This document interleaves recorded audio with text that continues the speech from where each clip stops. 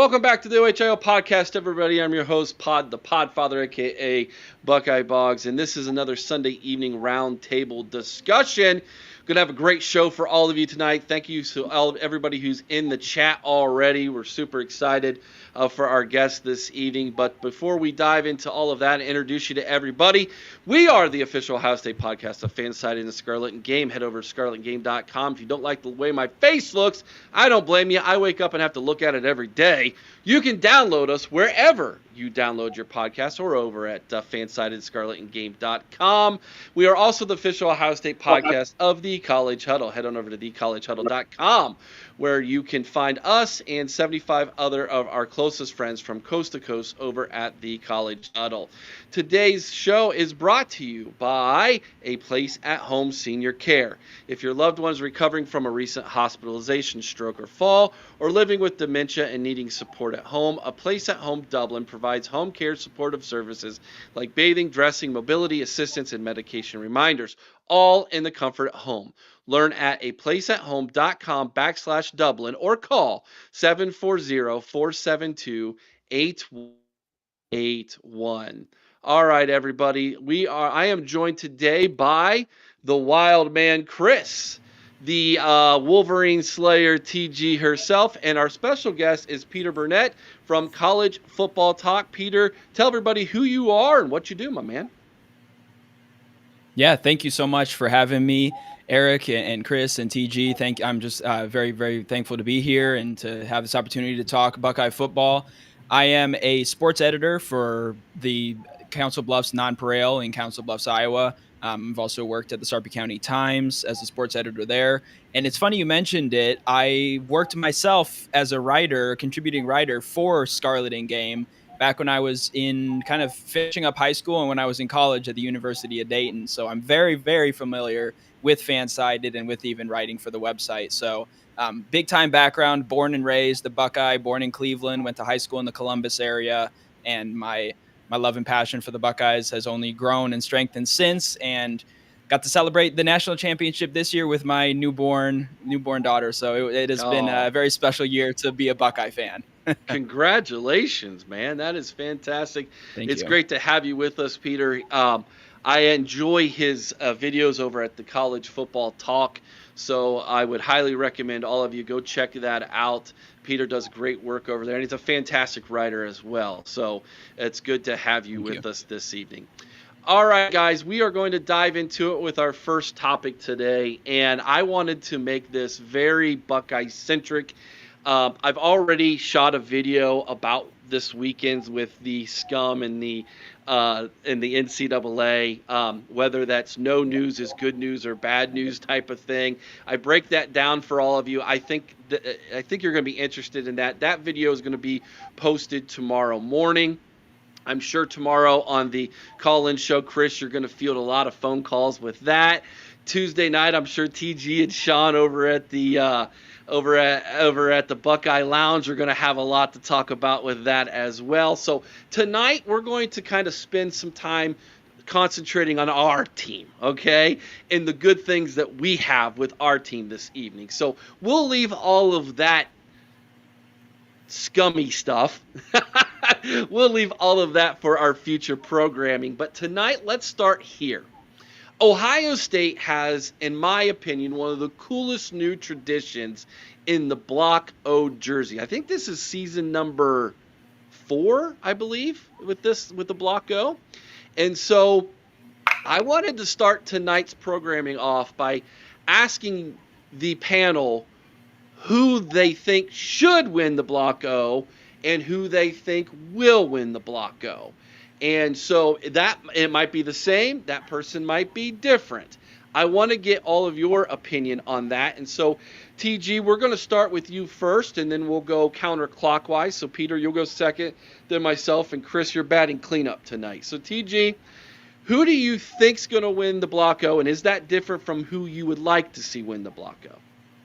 Who I think will win the Block O is Sonny Styles. I also think he's the one who should get the Block O. And why is that? The reason why is because of everything he's done. I mean, he's taken that big step forward as a leader. He was, whether people know it or not, I got a chance to check out his stats and watch the games. He was a very impactful player. If anything, I think he's the embodiment of everything we want in a captain and more, especially more so as a block O. He does everything you want him to do. So that's why I think he should get it. Okay. All right. Interesting. All right, Peter, you're up next, my man. What do you think? Yeah, I think who should get it is the same answer. I think it's Sonny Styles. He has been an impact player since he was a freshman for the Buckeyes. Not a huge impact in his freshman season. He also made the transition from more of a defensive back role into where he's at now, which is kind of more of that middle of the field linebacker role. He was a big part of the championship winning defense last year. He's coming back this year. He's made a big impact, and he's also playing with his brother, I believe, as well. So I think Lorenzo, or maybe I'm not sure if they are related. Yeah, they're brothers. I believe so. Yeah, I thought so. So yeah, so that's a cool story as well. I think Lorenzo's going to get a chance to get even more opportunities this year. I think he's listed as kind of number one on the depth chart at one of those DB positions. So I think Sonny Styles is the one who should get it, and I'm going to say I think he will. But I think another player who could get it is potentially Caleb Downs. I know he came in as a transfer. He's not a Buckeye, born and bred or anything like that. But I think just the impact that he's made, he's, in my opinion, the best defensive player in college football, arguably the best player in college football. And so I think Caleb Downs is certainly a candidate for that as well. So yeah, I'm with you guys. I think usually it goes to a defensive guy. Not, that's kind of been the tendency here. I think Sonny Styles could have gone to the NFL. He easily could have left. He decided to come back for another season in his senior year. They usually give it to a senior. This will be his final season here at Ohio State. So if I'm a betting man, I'm going to agree with you, TG and Peter. I think Sonny Styles is probably going to get it, but I have a guy who maybe is different who should get it. I'm going to go with Carson Hinsman. Ooh. He had every reason to leave this program after that Cotton Bowl a couple years ago when he was benched. And he didn't start last year, and he was good enough to start. And he has stuck it out. He stayed the course. He's had a great attitude about it. Sounds like he's one of the leaders on the offensive line. That's another name I'd like to throw out there as someone.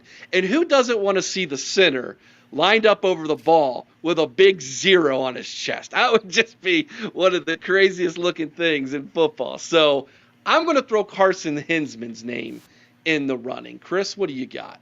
Well, first of all, Eric, it wouldn't be unheard of to have an offensive guy win it. Actually, we're in the 6th year, and 3 offensive guys have won it, as opposed to only 2 defensive guys. Oh, okay. Have been awarded, because you had Xavier Johnson, Cameron Babb, and that's right. Mumford, who all had the block O. The defensive guys were, of course, Jonathan Cooper and Cody Simon this past season. Yep. I think the honor wearing the block O jersey should go to Sonny Styles. If you look among the options, Styles, I think, meets the traditional criteria. He's entering the 4th season with the program. He's expected to be a defensive leader. He's already demonstrated an uncommon maturity and a tremendous work ethic. He came in early. That first year was not a big impact, but he did make some impact plays. He's been very versatile. He's done everything he could for that defense, going from, as Peter mentioned, we went from defensive back up to that linebacker position. Came in and got 100 tackles in his first full season as a linebacker. True. I mean, to me, I think that what he does, the traits, the mentality, echoes the spirit of the legacy of Bill Lewis. And while Caleb Downs, I think, is an excellent option, I think other options would have been guys like Jeremiah Smith. Obviously, I think guys like maybe even Davison Igbinosun. There could have been an argument for him, not because he's such a superstar, but because of the maturity, the leadership, things like that. But I think that Sonny Styles should get it, and I think Sonny Styles will get it. Okay. TG, my comment on Hensman kind of gave you a little bit of a reaction. What were you thinking with that? I love it. Okay. I would love to see that. I mean, we did it with that here Mumford. I can Yeah. see Carson, given the fact that he absolutely stuck it out after the Cotton Bowl thing.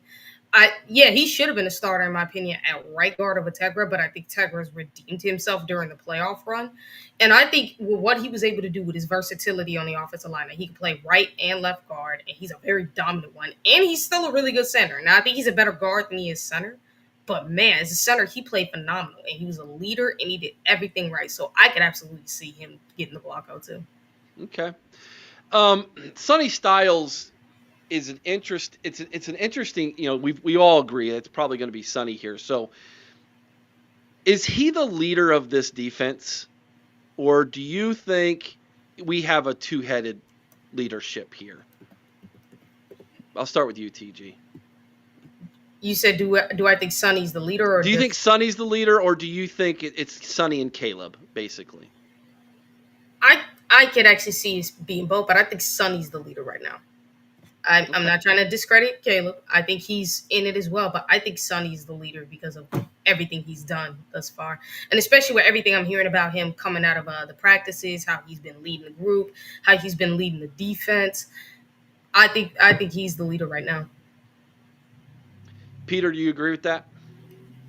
Yeah, I would agree. I think he's the one who's going to take the mantle of that. I think also just the fact that he's been around the program for, all 4 years now and everything, he knows what it means to be in the Woody Hayes athletic center, and to be in that building year in and year out for that whole time. I think that doesn't mean that Caleb Downs can't come in and do that, but I think there is also a difference, and I'm not saying Caleb Downs doesn't have leadership, but there is a difference between being the best player and being a leader, and that doesn't. And he's gone. I was worried that his internet was get him out there a little bit there. Chris, you jump in, man.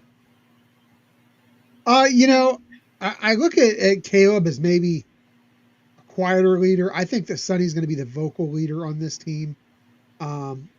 Don't get me wrong. I think that Caleb is the best defensive player in the country, hands down.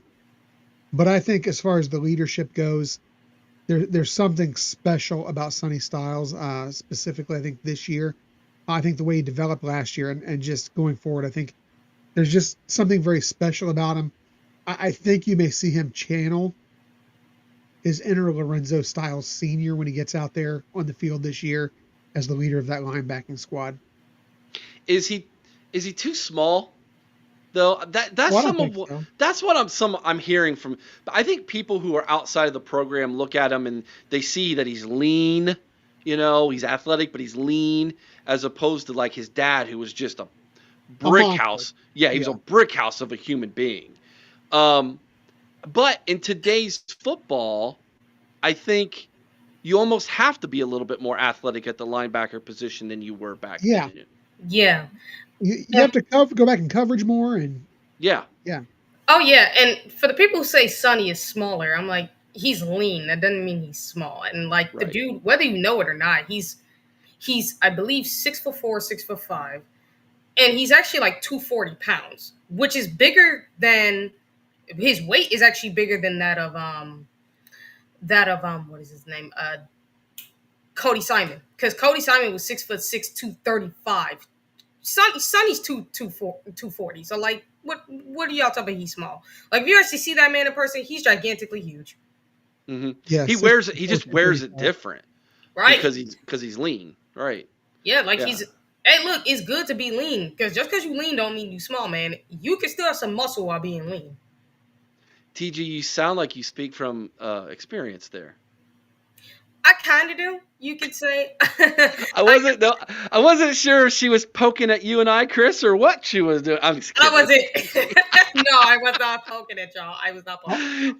All I'm going to say is ask those 100 guys that he knocked down last year if he can handle it. Right. Yeah, no kidding. Exactly. No joke, man. No joke. Absolutely.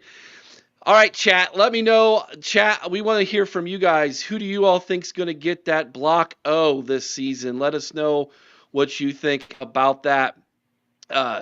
Tony says muscle weighs more than fat.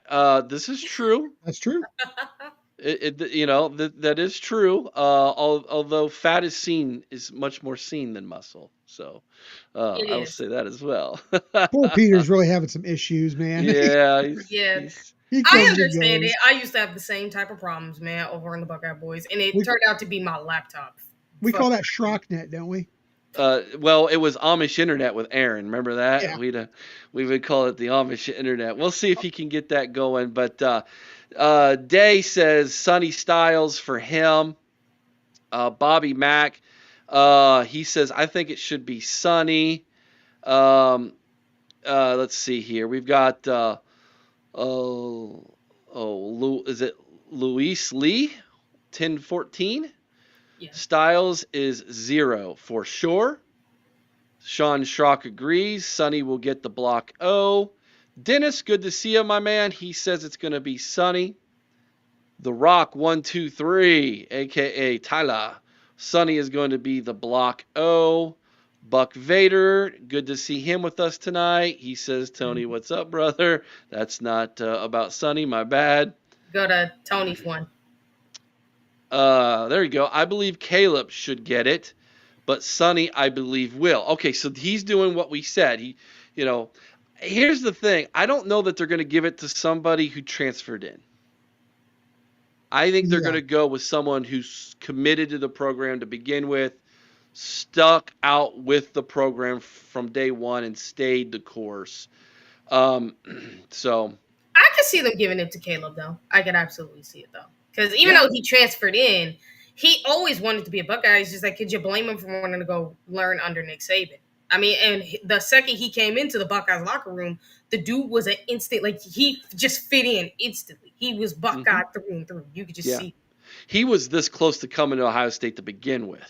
Yeah, he was that close. But he wanted to go learn under Nick Saban, which I cannot blame him. Yeah. Who wouldn't? Exactly. Caleb is more of a Buckeye, I feel, than some. Just like Will Howard. He said, which I can understand why he says that. You feel he's more of a Buckeye? Yeah, I don't know if I can follow that train of thought. I think, put it this way. Did Kyle McCord feel like a Buckeye to you? Oh, no. Exactly. Against Notre Dame and South Bend, he did. That was the one game, bro. The one game. Let's go back and watch that game, Eric. Come on. Let's go back. We went back and watched that game, and we realized how much he sucked. Just because he got the win didn't mean he that last drive should have never happened. He should have thrown two. Right, that should have never happened. And it's like, he did. It did. So it's like, hey, you got to give it credit. Like, Jedi Buck says Sonny. Andre Greens agrees. He says Sonny. This is an interesting take. If it's a tie, the Ohio kid will get it. Ooh. I would agree. I don't disagree with that. I see it. And I kind of feel like should. Yeah. Buck Vader says it's going to be Sonny.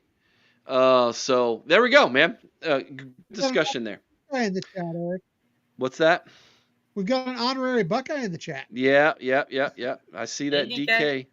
Hey, man, I'm pulling for Purdue to win 3 games this year, brother. That's saying something. I'm taking the over, man. I'm taking the over. They're going to get 3.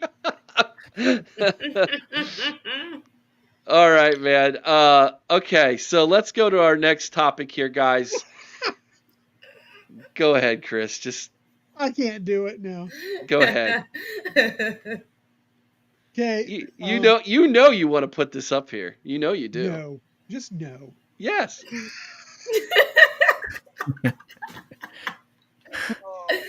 Oh, man. Do you know who this is, Chris? I have no idea who this is. Michael P.S. Hayes I know who Michael P.S. Hayes. That is a old school wrestling reference right there, my friends. Yeah, that's early mid '80s wrestling reference right there. Yeah. That's funny. Okay. So I gotta feel like it's either Tyler or has Dan snuck into the chat because he likes to be the wrestling guys too. No. Hey, I am doing some serious research on Dan, by the way, guys. My wife and I have been trying to figure out where he's went to school. We've been looking at football rosters from schools all over From Union Madison County. County. Oh boy. Madison County. Madison. He said Union County He last said he time he was was on. in Yeah, Union. He didn't say he was from Union. okay. Yeah. Okay. All right. Which is the tougher road game this season for Ohio State? Now, before we get into this debate, let me break this down for all of you. I have talked to the Keeping It Orange and Blue podcast over on the College Huddle. I've also spoke to the Sound the Siren podcast, which is the Washington podcast on the College Huddle. I've got both of their takes on their game against Ohio State this season. We go to Washington. We go to Illinois. We traditionally struggle in Champaign, Illinois. It's usually a miserable weather game. The wind is blowing. It sucks to be there. Usually Illinois isn't very good, and we don't really want to be there, and we play kind of a bad game, and then all of a sudden, we're in it in the middle of the third quarter. That's usually how it goes in Illinois. I mean, it just rained like crazy out here. It even went through my door. And then now Illinois is good. So you got to add that to this equation now too. Coach Burt's got him going, Big Burt. Mm-hmm. And then we got to look at Washington. Now, we went out to the West Coast last year. We played Oregon. Is Washington Oregon? No, they're not. But they have a stadium that is going to be loud as could be. They are super excited about this game. And here's the kicker. They have a 20-game home winning streak going right now in Washington. That includes a win over that team up north last year, okay? And wins against Oregon. So, when we go to Washington, they will probably be on a 22-game winning streak when we head into Seattle next year. So, I asked the question, which is the tougher road game for Ohio State this year, Peter? We're going to start with you. Is it Washington or is it Illinois, and why? Yeah. I think the easy answer, to me at least, is Illinois. I think they do have the better roster. It is a road game, and I think they have an experienced quarterback. Luke Altmaier is not the quarterback who's going to wow you with his numbers, but he is pretty clean with the football. He only had 6 interceptions last year, I think, through 22 touchdowns. He doesn't throw for a ton of yardage. I don't think he even cracked 3,000, but he leads that offense well. They've got a solid defense that I think ranked 31st in scoring defense last year nationally. So pretty much almost the top 30 defense that we'll be going up against. So I think that's certainly a challenge. However, if you're talking about just the environment itself, the noise we're going to face, I think Washington is definitely going to be tougher in that regard. I mean, they're probably going to be most likely 3-0. They go to Washington State the week before. And so they're either going to be on a massive high after winning their rivalry game, the Apple Cup, or they're going to be on a little bit of a low, which could be a bad time to catch a team anyways, because they could be obviously very frustrated. So yes, I think Washington is tough because of the noise. I think they could be motivated. The fact that it's early season, it's easier to get up for games that are later in the season because there's maybe more to play for. I think Illinois is going to be the tougher game just because of the opponent and honestly probably the coach as well. Let me read this comment from Ryan Days Beard. He says, I think it's Washington. It's early in the year. We travel clear across the country. And like you said, they have that home winning streak. It's probably going to be a night game out there for them. It will be a night game for us. It will probably be a 3:30 kick for them, more than likely, which would make it a primetime game for us. Luis Lee says, say Illinois will be tougher. At least we have a bye before Washington. That is a good point. And then a couple people have saying, hot take here, Bobby Mack, he says it might be Wisconsin. I know it's a hot take, but I think Wisconsin is our toughest away game. I don't know if they will still be in it by the time we play Wisconsin. Their schedule is brutal with a capital B. It is Will Luke Fickle even It still be there? Mm. exactly. I can see how a good you could question. say that because it depends on what time of game. Because if it's noon, I think we could win that game. But even though Madison is still tough to play at, even at noon. But if it's a night game, I can see why you would say that. Oh, it's a night game in Madison, guaranteed. If it's a night game, yeah, that's gonna be a tough game because we have struggled in night games up there. No matter how good of a team we've been, we have struggled. That was Tressel's big rivalry was Wisconsin. Wisconsin bit Tressel more than any other program did when he was coach. Kind of like the Urban with Michigan State. That was his bugaboo. So yeah, but Wisconsin is not the same Wisconsin that they were then. And they're not. And they are in year 3. Yeah, year 3 of Luke Fickle. And Luke Fickle, I think, is in the midst of another kind of identity change in Wisconsin, where the whole "we're going to spread them out" thing isn't working, and they're kind of going back to their bread and butter as a Wisconsin program. We'll see. That, just like I'm saying, that roster or that schedule that Wisconsin has, by the time we play them, they might be so beat up, guys. Mentally, that game they might be done. Chris, did you give your answer on that one? No, I've got Illinois 100%. I mean, really? Okay. Oh, absolutely. I mean, yeah, Washington's tough to fly out to, but if you look, I mean, let's look at the fact simply. You've got Illinois returning 18 starters. Washington's only returning 6. You've got Altmaier, who may be one of the top 3 quarterbacks in the Big Ten by the time this is all said and done. Their entire starting front line, offensive line, is back. They've got 3 standouts, all Big Ten standouts, all coming back. That's veteran leadership. That's stability. The defense brings back its entire secondary. I mean, Memorial Stadium has been just an awful place for the Buckeyes. It is not a great place for the Buckeyes when they travel to Illinois. And the guy who was in charge of those Wisconsin teams, well, one of the guys, is now the guy who's in charge of Illinois, by the way. Yeah. So to me, I think that Illinois checks the boxes across the board. Yes, Washington, I think, is a tough environment. But they don't have the team that's won 20 straight home games still there. They've got 6 returning starters.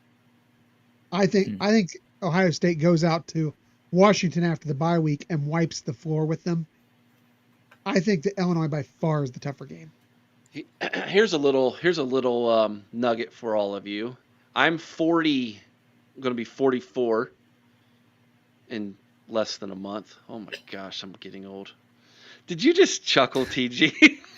No, I chuckle because it's kind of funny because you're basically telling me you're 2 years younger than Sean, which I found so funny. Jeez. Ouch, Sean. Anyways, in my lifetime, I've never seen Ohio State lose to Washington. That included the 90s. Rose Bowl got close. It got close. It did. Yeah. That was Dwayne Haskins. Yeah. Yeah. So, yeah, it's going to be interesting to relive that one because when I was a kiddo in the 90s, when my cousin Ryan was playing with the team, they played Washington a couple times. And those were huge games. And that was the game, if you all remember, when Ryan was talking about he got the 15-yard penalty for hitting the guy on a fair catch, and he just laid the wood to him.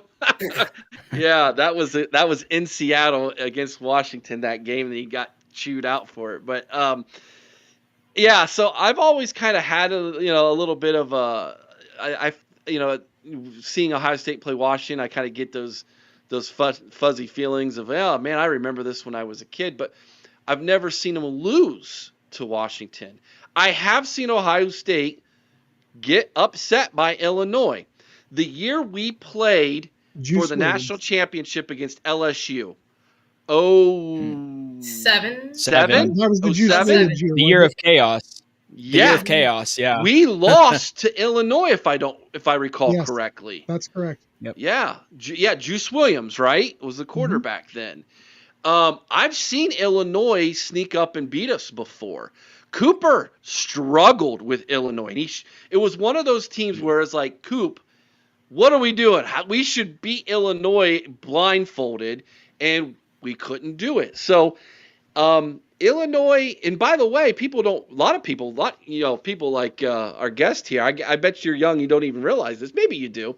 Illinois is actually a Big Ten rival for Ohio State. Did you know that? The Illabuck. It's the dumbest trophy. I know my college football history. The turtle trophy. Yeah, it is so the funny. Dumbest trophy in all rivalries, in my opinion. Are you sure about that, Eric? Yes, it is so dumb. I think it's the worst trophy. What about it? It was cool when it was a real turtle. What's the worst one? No, we're not going down that path again. Oh, now that's a fan rivalry trophy, and that was for a members only video. It was so bad. Yes, but let's just say the Iowa fans are not bashful on what they like to show. Anywho, yeah, when it was a real turtle, that was cool, but that was way back when it first started. But then it became a wooden turtle, and no one cares anymore. But no, Illinois fans, which is kind of funny, they love that thing. They're like, yeah, we got this rivalry with Ohio State. They're all about it, and we're like, yeah, we don't care. I mean, think about it. Being in a rivalry with Ohio State, it's a great thing. It always has been. Why do you think Oregon wants it? It's why Michigan wants it. It's why Oregon wants it. It's why every team wants it, realistically. What keeps Michigan relevant? It's what kept them relevant for 80 years. Yes. I knew we wouldn't be able to make it through a show without you guys. You two getting to Chris and TG get together. They're going to bring it up. I was trying. I really was. Hey, look, it was going to be brought up. You knew it was. Oh, yes. Michael P.S. Hayes bringing out another old school reference here. Eddie George broke the all-time rushing record against Illinois until it was broken by who? Trey Sermon. Yep. Against? Northwestern. Yeah, TG. The Big Ten championship game. Yeah. Mm-hmm. I still... Bowling Green head coach now, right? Yeah. Eddie George. Eddie George. Yeah. Mm-hmm. Yep. 100%. It's funny because I always had struggled with that question between Washington and Illinois, but then I had to think about it because I'm like, Ohio State's always struggled against Illinois, especially in Champaign. Because like I said, if you're out here in Illinois, the weather could be pretty crappy, especially if you're in Chicago. It sucks sometimes. So I've said Illinois because they're the better team. Ohio State's always struggled there. I still think they're going to win. It's just that it's going to be a problem.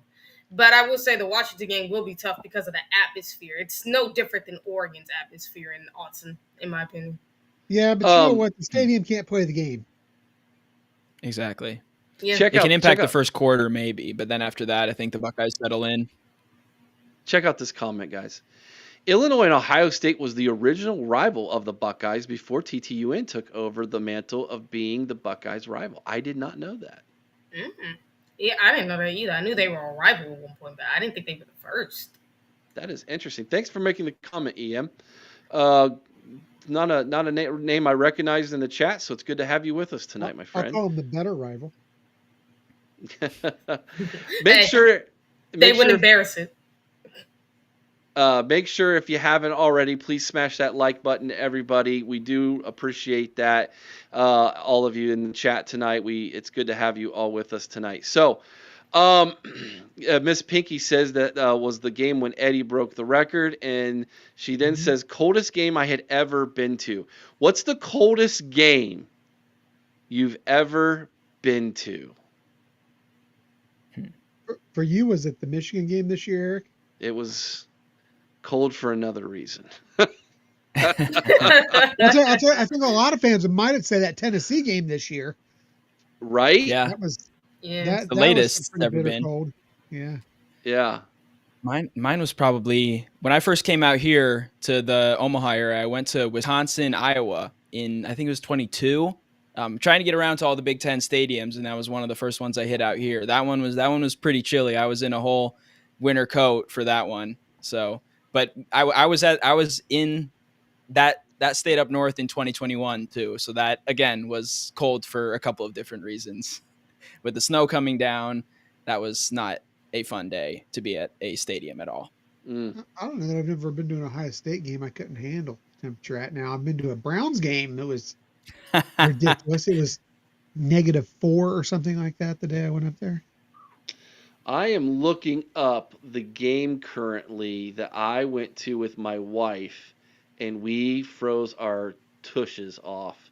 Okay, 2017, Ohio State versus Michigan State. I think that was the game. Yeah, it was. Yeah, it was, because Urban Meyer was coach, and we came out and we blew the doors off of them at 48-3. I want to say that was the game with Michigan State. It was freezing cold that day. We were ice cold. That was a cold one. I've been to a couple Michigan games now, and just you're so hyped for the game that you really don't feel the cold in that one. But that Michigan State game, I felt it, man.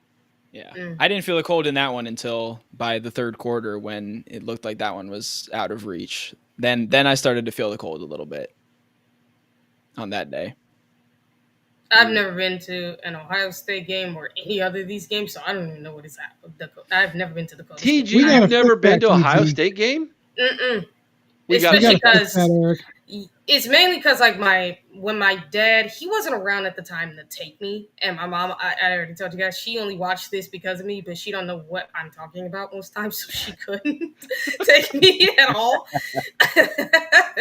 So it's like, hey, I was only stuck watching them here at home, and even now, like my dad did say, if Ohio State goes out to play Notre Dame at some point in the regular season, my uncle and my dad said they'd try to take me out to see that game.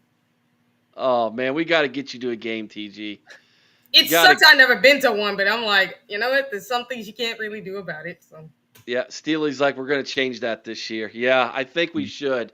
I think we should get TG to a game, everybody. Super chats to take her to a game? Yeah, let's get it. Let's get it to the Illinois game, man. That's not that far from Chicago. Just got to head down to Champaign and check that game out. You can be our in-game correspondent.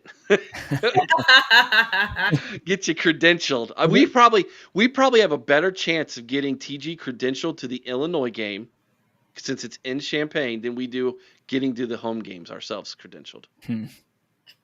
I about guarantee. They're afraid of what we would say. This is true. $2 super chat from Bobby Mack. TG, I'll take you to a game this year. Whoop! There you go, TG. You got people in the chat wanting to take you to a game. I've always wanted to go to Ohio State game. It's just that I could never do it. I always wished I could. So, like, when my dad finally came back, and same with my uncle, I've already told the story with that one, that they would take me to one, but it had to be, like, at least the closest, like, Indiana, if it's there, or, like I said, Notre Dame, because I've always been interested to see in the Notre Dame stadium for myself, or even getting a chance to go out there. Oh, it is a nice place to go, TG. I've seen Notre Dame. Opposing fans take it over, though. I went to the game that they played against Cincinnati, and there was a lot of red, a lot of Bearcat red in that stadium when I went to that game. I think of Georgia a few years ago, too. So, yeah, opposing fans can take that one over. So if you go to a Buckeye game there, it's probably going to be a lot of scarlet and gray in that stadium. Oh, trust me, I see it on TV. I'm like, man, you know for a fact that Buckeye fans be taking it over. I'm like, that's going to be fun. I would love to be there. Dennis said that he believes the Washington Stadium will be taken over by Buckeye fans too. Buckeye fans travel. Yeah, everywhere. We do travel. That is right. Yeah. Bobby, I'm in Illinois, here in Chicago. That's where I'm from. There you go. The state I'm in. There you go. All right, we're going to take a quick commercial break, and when we do, we will come back. We will continue the discussion, everybody, so hang with us. We'll be back in just 2 minutes. Hey, Buckeye Nation. The OHIO podcast is thrilled to partner with Export Mouthguards, the innovators redefining protection in contact sports. Introducing the Ninja Pro Mouthguard, the strongest and most advanced mouthguard on the market. Engineered by dental experts, it's designed to deliver elite protection with a sleek, low-profile fit. Made with carbon fiber and multi-layer construction, it's impact tested to keep you safe from even the hardest hits. But that's not all. The Ninja Pro is 3D printed for 100% custom fit, offering unbeatable comfort and security for any athlete. From football to MMA, dominate your game with confidence while safeguarding your teeth and jaw. Getting started is easy. Use our home impression kit to create your custom fit and enjoy prepaid shipping. It's protection delivered right to your door. Plus, with a 1-year warranty and 100% satisfaction guarantee, and proudly made in the USA, the Ninja Pro is your ultimate defense on the field or in the ring. And here's the best part. When you visit exportguards.com, use promo code OHIO at checkout to get 20% off your purchase. That's right, 20% off elite protection made just for you. Protect your game, protect your future. Choose Export Ninja Pro mouthguards, where innovation meets protection. Head to exportguards.com and use promo code OHIO today. The OHIO podcast is brought to you by Mastermind. Mastermind specializes in 360-degree high-definition mobile video mapping, GIS integration, and traffic safety studies. Mastermind cares about traffic safety and keeping you safe on the roadway. Visit Mastermind at onlinemastermind.com. All right, ladies and gentlemen, we are back, and I was still trying to find what the temperature was for that Ohio State-Michigan State game. So, Eric, interesting fact, we talked about getting TG to a game. Do you realize it's closer for her to go from Chicago to West Lafayette than it is to Illinois? Oh! It is 2 hours and 40 minutes to go to Champaign, 2 hours and 15 minutes to get to West Lafayette. We should. Okay, here's what we need to do. Because we know someone who has. The tickets are cheap in West Lafayette, Eric. Yeah, you'll pay more for parking than you will the ticket. Yep. We know someone who has season tickets to Purdue. Yes, we do. Big Mac Mary. Yeah, Big Mac Mary. Let's hit her up, and let's see if Big Mac Mary is going to be willing to sell us a couple tickets that game. How about that? Well, I'll see what she says. We're talking about getting TG to her first game. What was each of your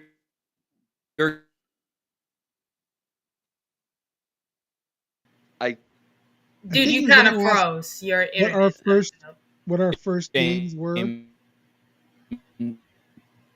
First game. Dude, you're still messing up. You're still messing up. Yeah, you're frozen really bad there, Peter. All right, our first game. Chris, what was your first game? Oh, years ago. Trying to think back. It would have been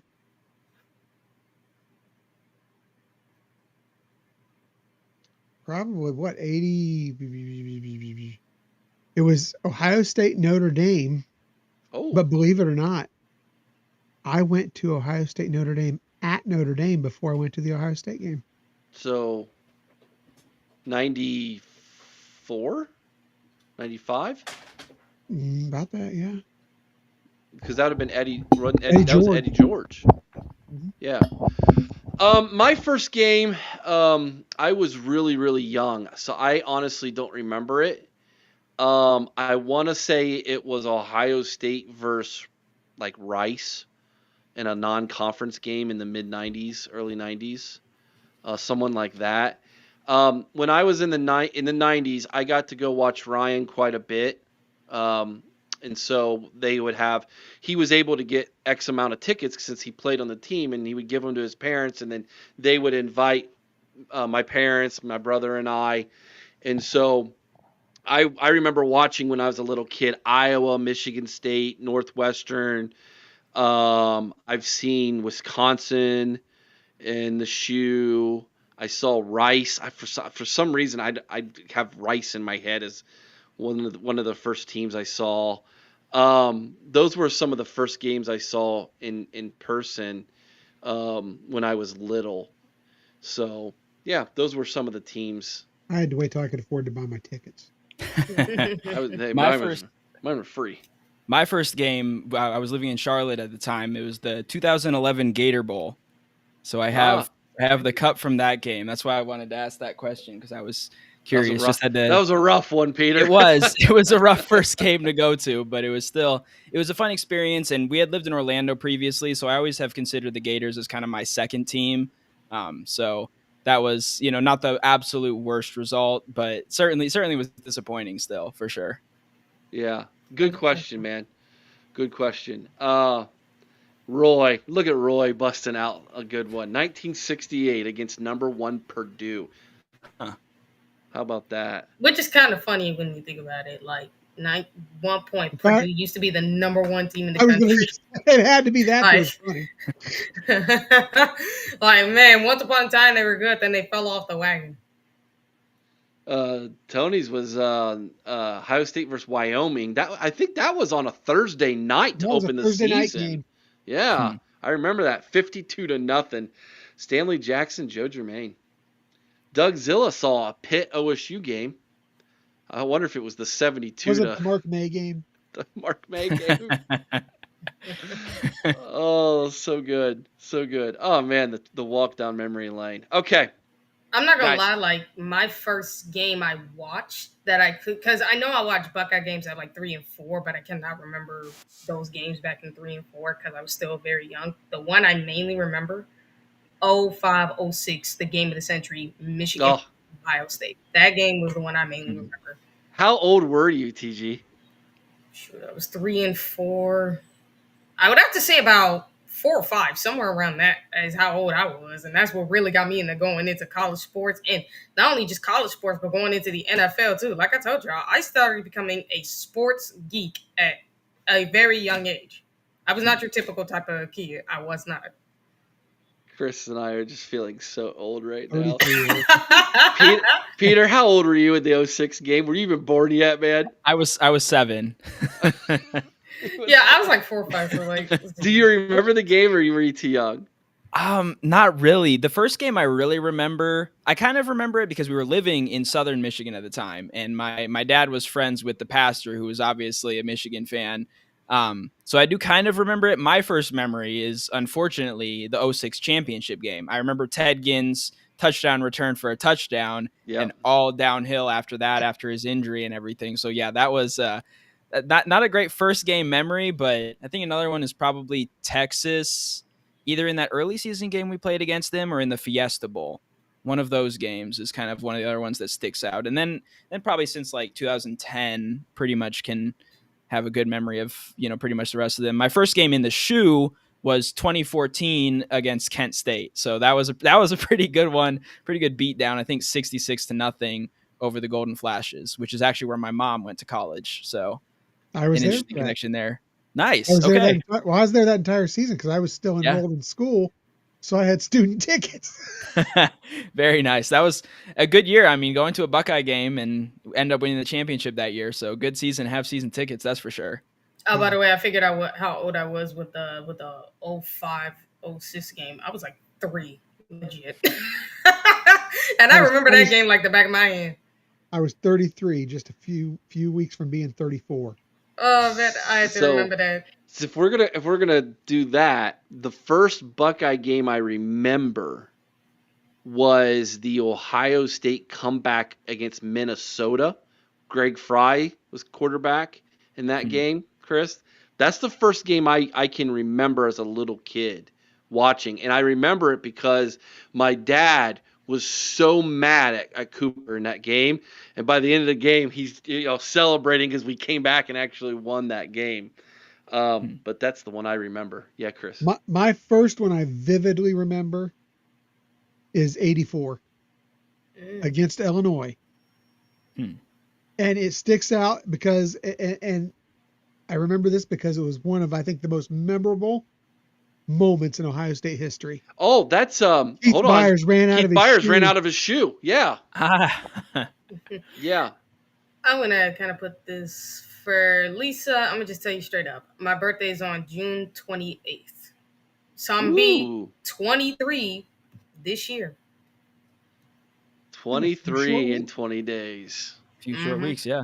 Yeah, and then I'll be 44 right after you, TG.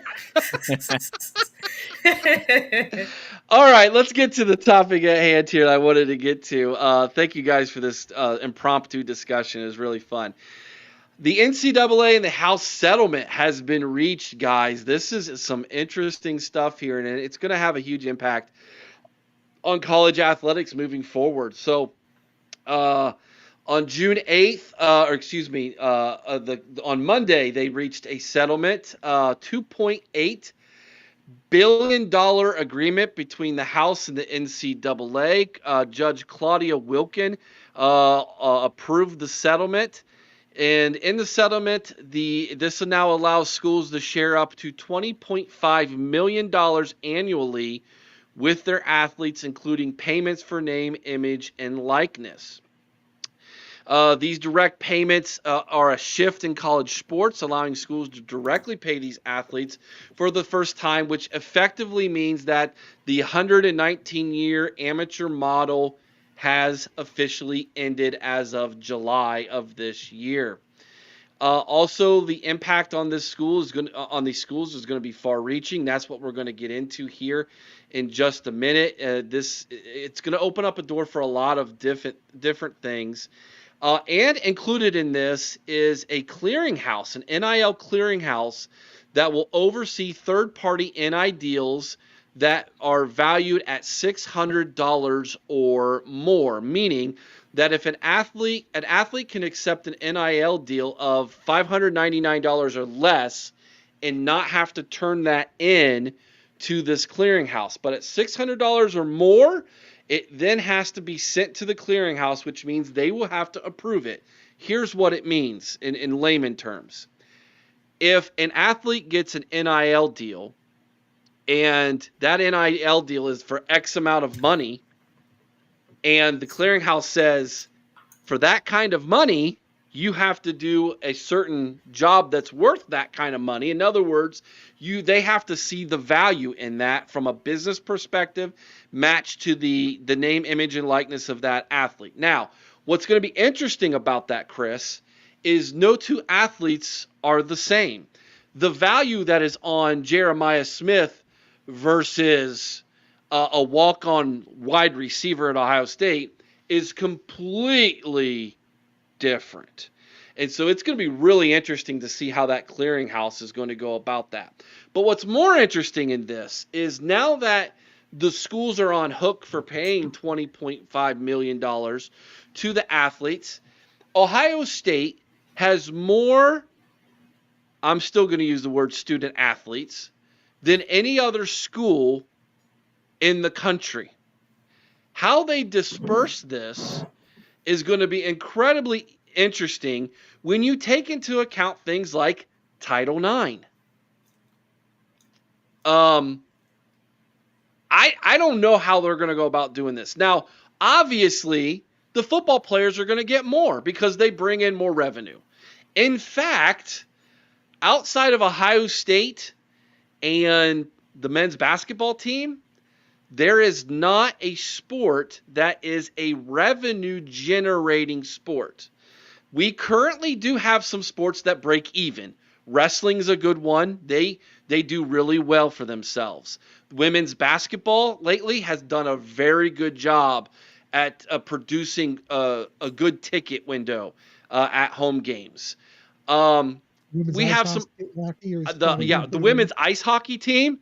Yeah, they do a good job at bringing in some revenue, but it's still not at the level to where they can say we're going to pay these people on the same level as Caleb Downs and Jeremiah Smith and NIL.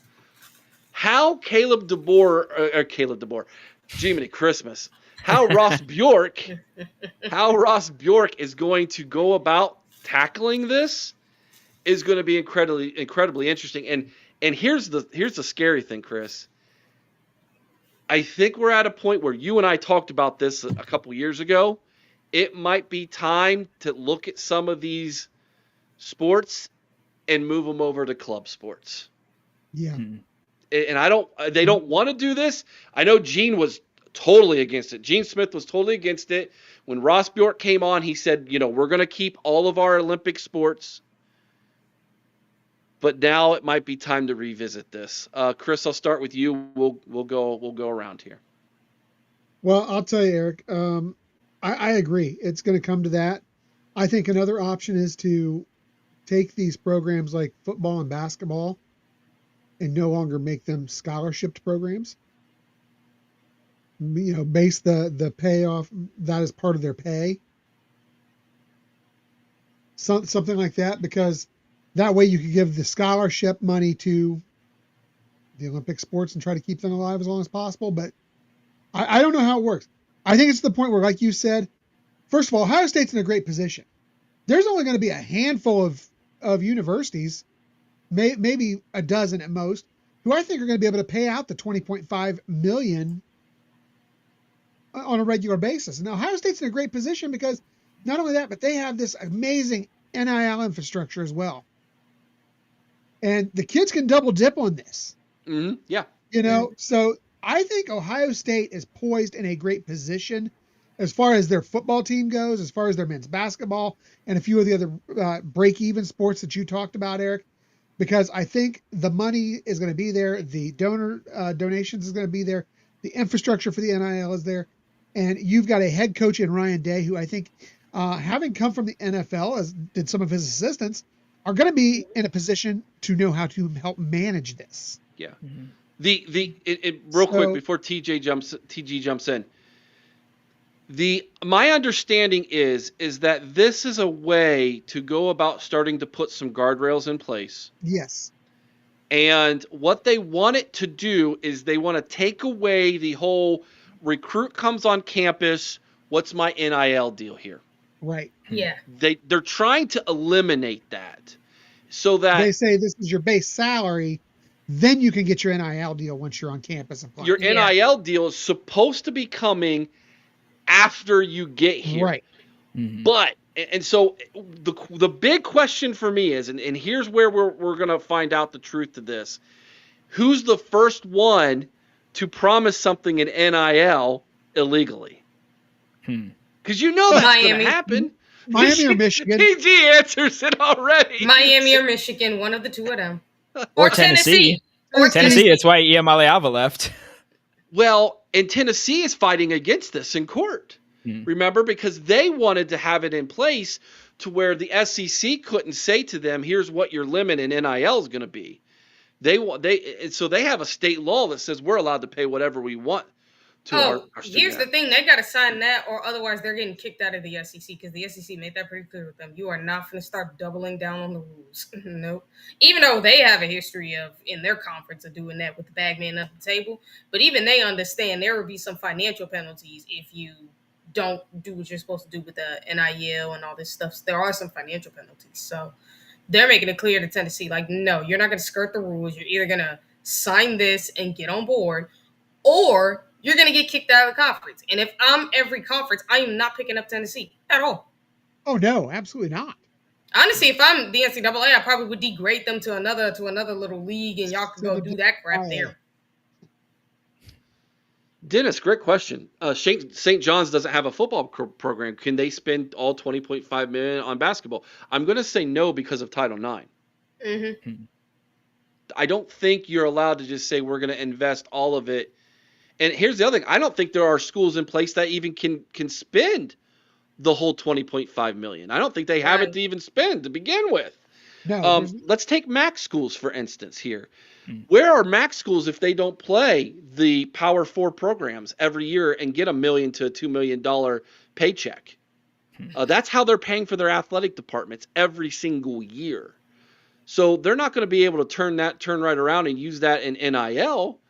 So no two schools are built, equally here in this thing. So this is going to be incredibly interesting.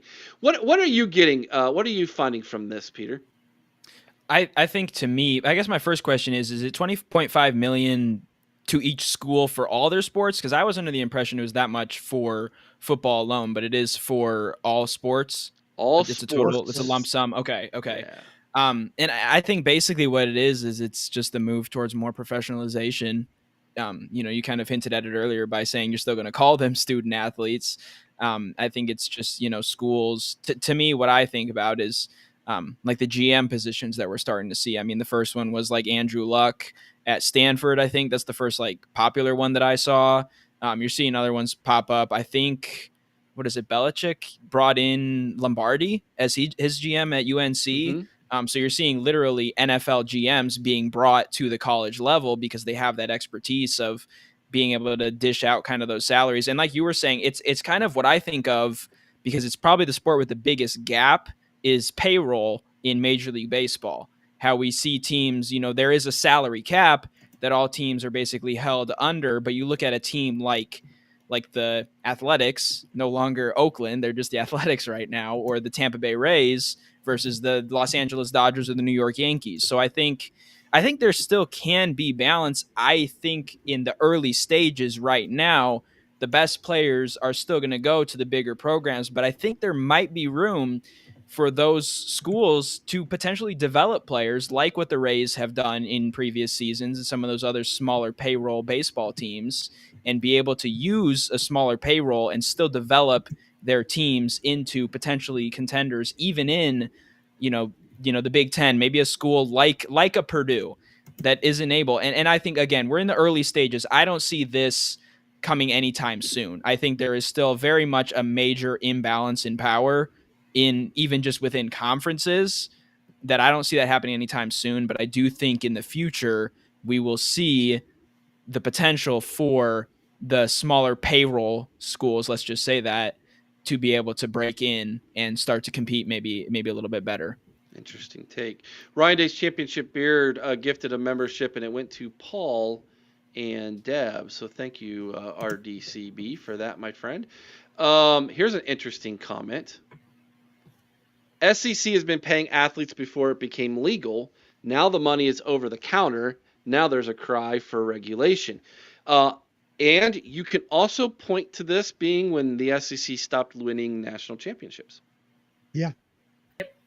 So the advent of this is when the SEC started to struggle.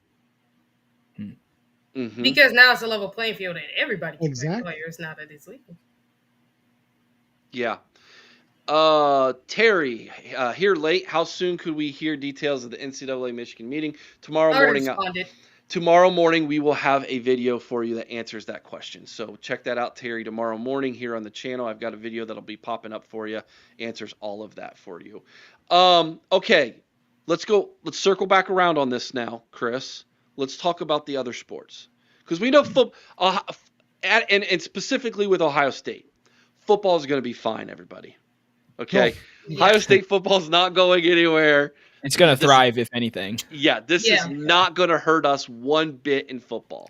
If anything, it's just going to help us because now everybody can't just throw the $10 million at a tight end and just throw money around. Exactly. It's gonna kind of level the playing field a little bit for which is good. Yeah. Or spend $15 million on a quarterback that you have no idea is going to be any good, but whatever. She can't help herself. Eric. I know she can't. I can't help it. You know I was going to say something about it as soon as you brought that part up. It's why we love you, TG. Okay. But what about the other sports here, guys? I'm okay. A lot of people probably don't even know this. 36 varsity sports. 36 including things like pistol, synchronized one, Eric. synchronized swimming, rowing, fencing. Okay, I'm naming a rifle are actually separate ones. What is it? Pistol and rifle are actually separate ones as well. Yes, two different. Yeah. So we have sports right now, guys, that don't generate a dime of money for this program, for this school. And it costs money to run that.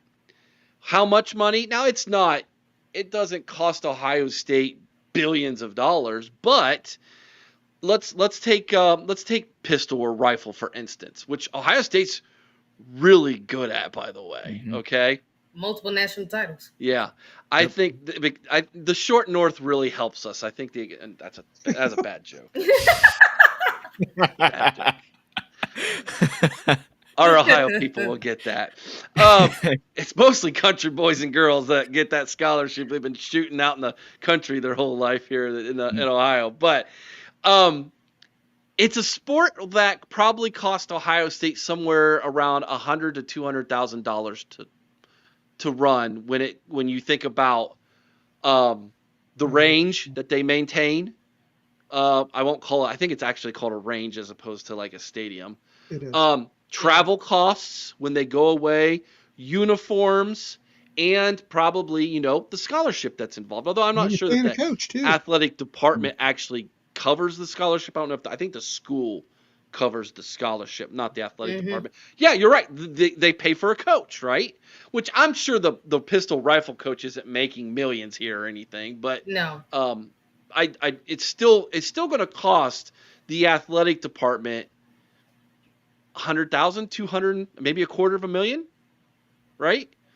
Those start adding up when you start adding up the 36 different sports, and some are going to cost more than others, right? How could we forget athletic trainers? Each sport's got an athletic trainer that watches over them. The food, as far as they're getting their food paid for. The health, right? All of this. So at some point, there's going to be some difficult decisions that are made. And I'm here to tell you, I don't know how long Ohio State's going to be able to pay for all 36 sports.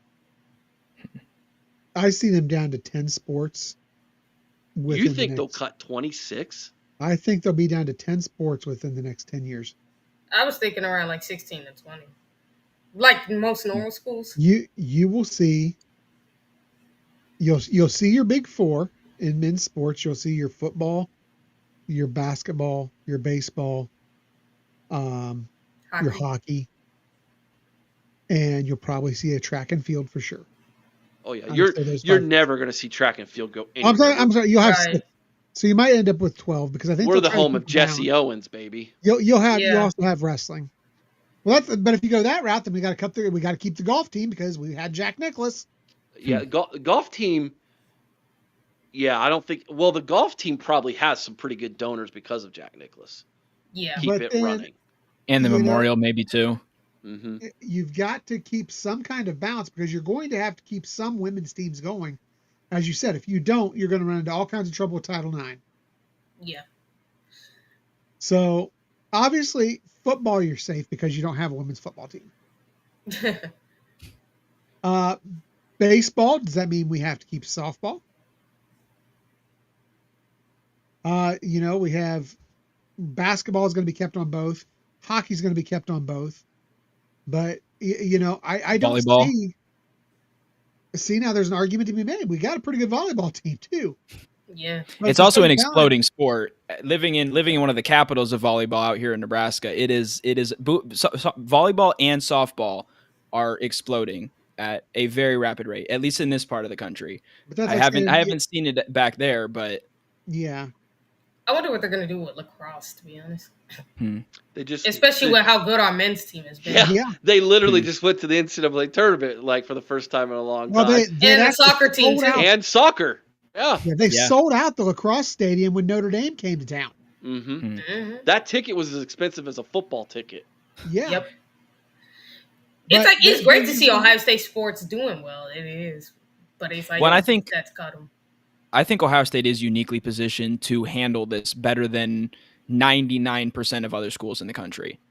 I think you look at those MAC schools, you look at those Conference USA schools, you look at maybe even some of the schools, maybe borderline Big 12 ACC, that this is going to be a lot more difficult to handle.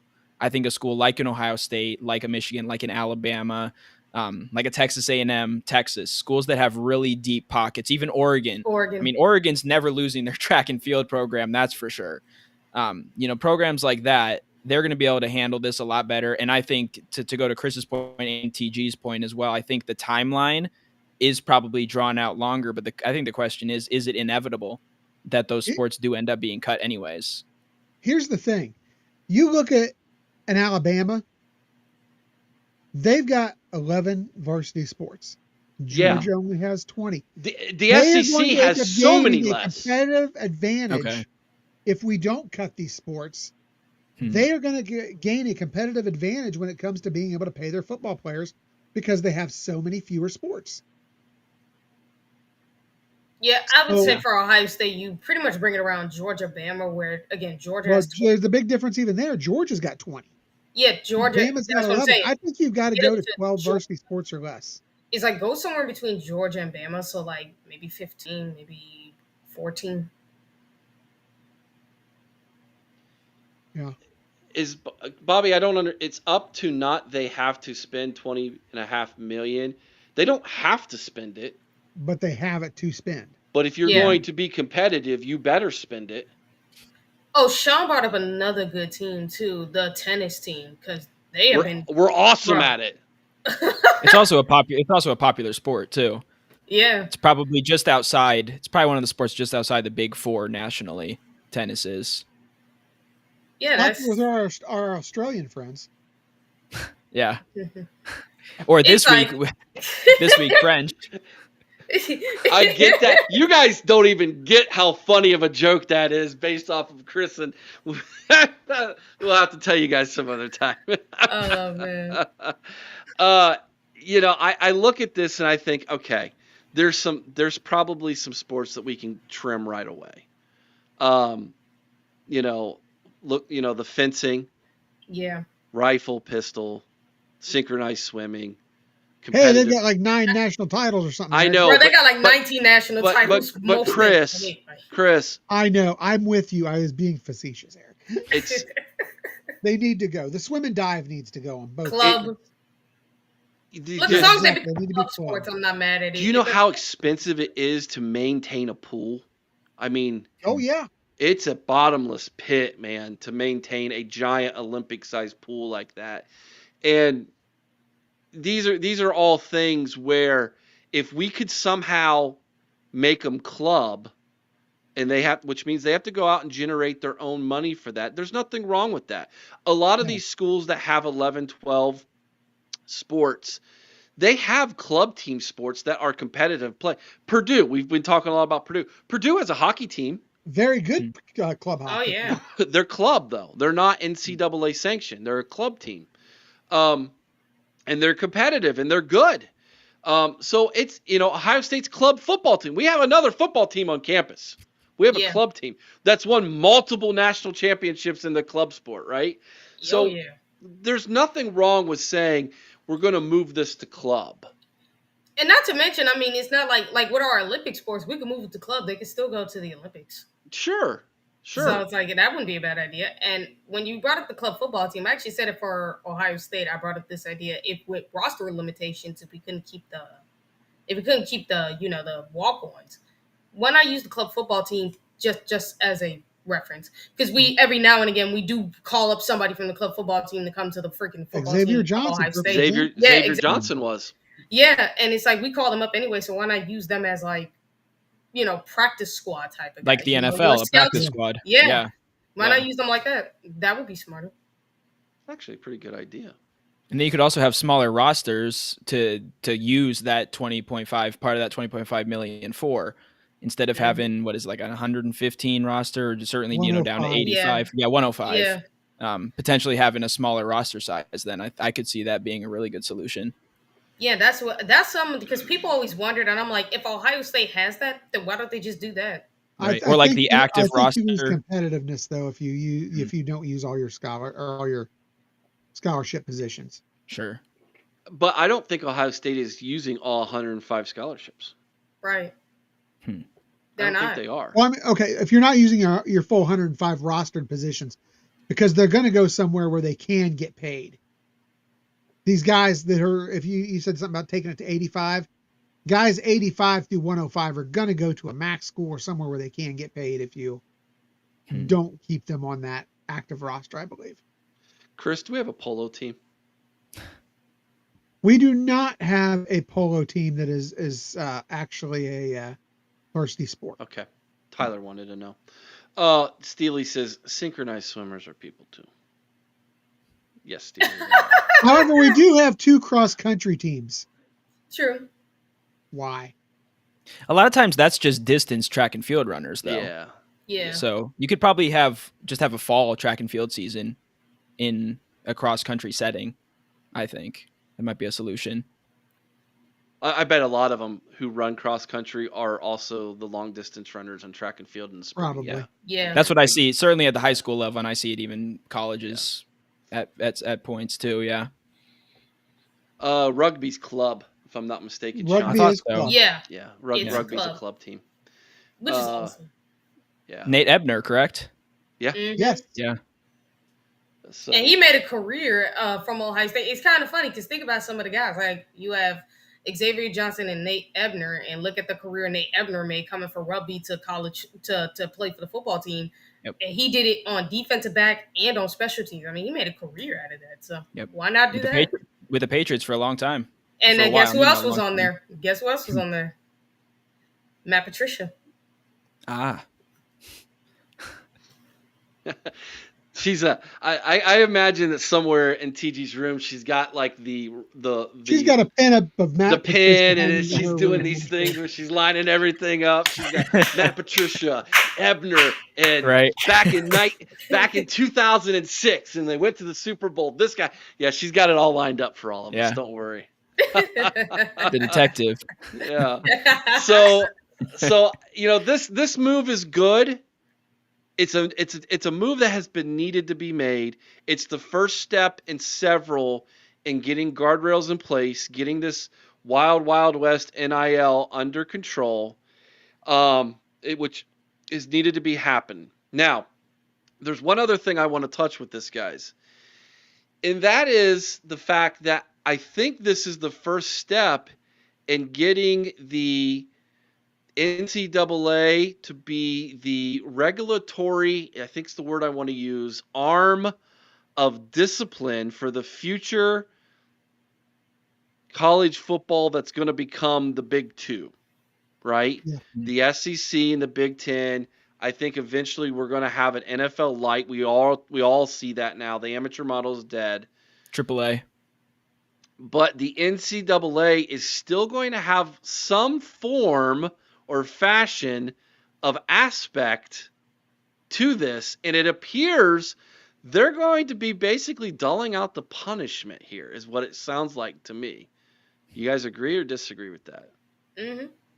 That's Like accurate. to me, they're going to be more of the people who enforce the rules rather than the people in charge of it. Because I think we are going to have like a whole commissioner, and we're going to have a whole commission regarding the punishments and stuff. But the NCAA will have a role in this as far as enforcing the rules. And Sean, you're very funny. Same with you, Steeler.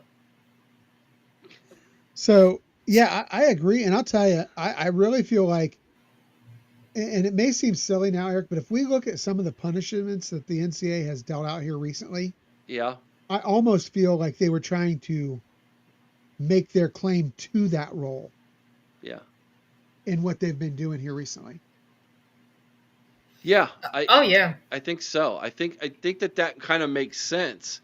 And I'm going to say what TG probably wants to say, which is that means that, Michigan's they're not going to get away with this thing if that's the case. Mm-hmm.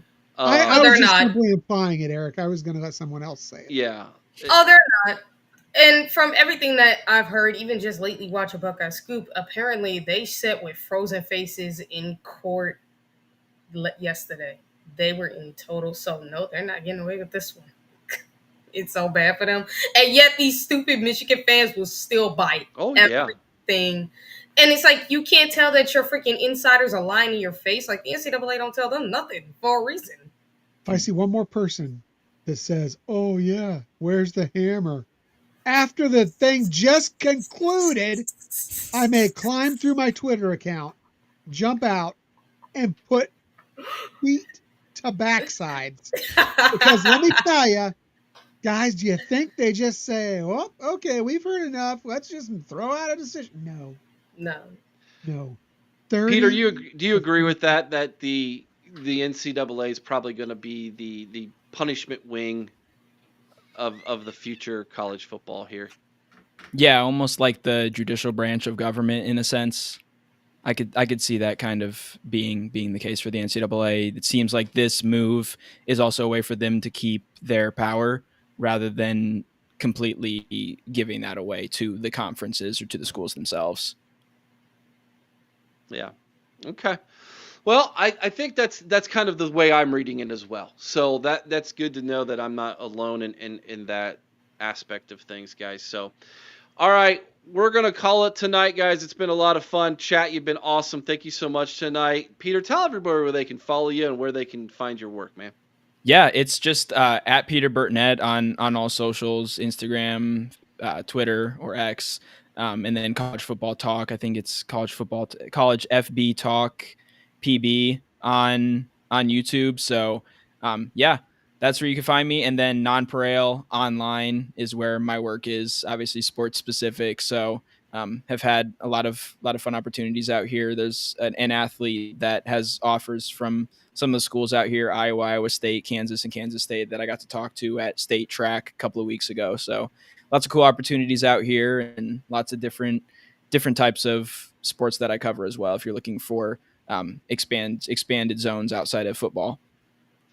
Thank you so much, Peter. It's been great. Tomorrow night, Chris has his call-in show, 8 o'clock Eastern. Chris, I'm assuming you're going to be taking a lot of phone calls about what happened in Indianapolis this weekend. Hey, I'll take phone calls about whatever people want to talk about.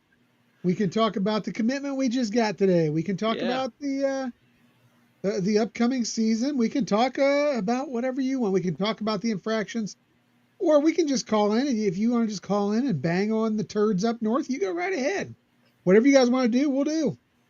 TG, Tuesday night, 8 o'clock, her in the Schrock Star in the Buckeye Lounge. You going to let us in on any secrets, or are you just going to hold your lips tight on that one tonight? As far as I'm concerned, we don't got anything planned. I think it's going to be a show with myself and Sean, just fool around. And yes, Buckeye Peg, I do have a page on Facebook, okay? I don't. Chris got kicked out of Facebook again. Yes, he is. Don't lie to you. No, they got me again today. Oh, they did? I built a new page. They got me again today. Do you know why they got me today?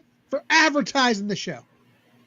I shared a link on the show. They got me for advertising. It's because I think they figured out that you're just who you are, and as soon as you share something, they're gonna get rid of it. It's kind of funny because the fact that they would do that, I mean, I've been promoting and advertising the show, and I ain't never got that. Yeah, me and Sean have both done it, and they've got me the last 2 times. I think we just got some hateful twats from up north. Why don't they hate me? Oh, they like you, Eric. You're friendly. Oh, okay. Sure they do. Yeah, 100%. Yeah, absolutely. You want to know why I'm going to wear these again? I'm going to wear them again if y'all want me to. What were they? Square glasses? That's kind of how they're shaped in a sense. Okay. They're cool. Thanks. All right, guys. I will not be available this week. In fact, Chris is going to be doing my call-in show for me Thursday. I've got a video for you tomorrow morning. Mika and I are going to do a video this week, and Chris and I will do a video this week. We're going to probably schedule a day to record those, so be on the lookout for those. And then other than that, I am going camping this week, so I'm out for this week. Do you think they like me? Oh, Tyler says, Eric. No, I know they don't, buddy. You're like enemy number 1, bro. You and Steely, man. You guys are enemy number 1. But Chris will be dropping some stuff. Maybe TG and Sean can be working on some stuff to get you guys some good content this week as well for all of you. So check it out tomorrow, 8 o'clock, Tuesday, 8 o'clock, Thursday, 8 o'clock. Live shows for you this week. Peter, thank you so much for dropping in. Go check it out, College Football Talk, everybody. It's a great show. He does a good job. And don't forget to go to the College Huddle down there and follow that. I've got 2 shows coming up for you. One is an Ohio State show on the College Huddle, our first Ohio State show on the College Huddle. So go check that out as well, everybody. Have a good week, everyone. Take care. Thank you so much in the chat. We appreciate all of you. Be kind to one another. I owe someone's OH. Sing Carmen, Ohio with all your heart. Till next time. OH. I-O. Go Bucks. Go Bucks.